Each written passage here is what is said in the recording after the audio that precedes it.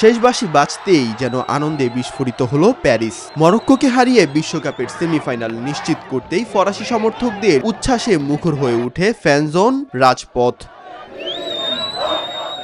ম্যাচের দ্বিতীয়ার্ধে এমবাপ্পে ও ওসমান দেমবেলের গোলে শুরু হয় উৎসব। হাতে ফরাসি তারকা, কণ্ঠে এগিয়ে চলার সেই স্লোগান আলেলে ব্লু, সাথে নাচ আর করতালিতে বিজয় উদযাপন করেন হাজারো সমর্থক।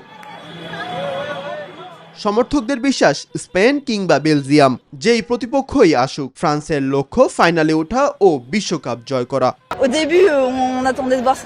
আমি যতটুকু বুঝতে পারছি প্রতিপক্ষ হবে স্পেন অথবা বেলজিয়াম, তাই আমার মতে ওরা দুটোই শক্তিশালী দল, কিন্তু আমার এও মনে হয় যে আমরাও এটা করতে পারি, তাই আমি ফাইনালের আশা করছি, অবশ্যই তারপর জয়ের।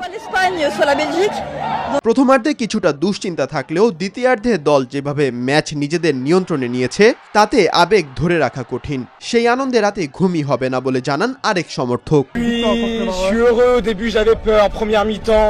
প্রথমে আমি ভয় পেয়ে গিয়েছিলাম। প্রথমার্ধে আমি দেখতে পাচ্ছিলাম যে মরক্কো আমাদের আটকে দিচ্ছিল, কিন্তু আমরা তাদের গুড়ে দিতে পেরেছি। সব মিলে আমি এতটাই খুশি যে আবেগে আপ্লুত হয়ে পড়েছে, আর আমার মনে হয় না আজ রাতে আমি ঘুমাতে পারবো। টানা তৃতীয় বিশ্বকাপ ফাইনালে ওঠার স্বপ্ন এখন আরো উজ্জ্বল ফ্রান্সের, আর সমর্থকদের স্বপ্ন এবার বিশ্বকাপ ঘরে তুলবে ফ্রান্স। মাহাদি ইমরান, নিউজ 24।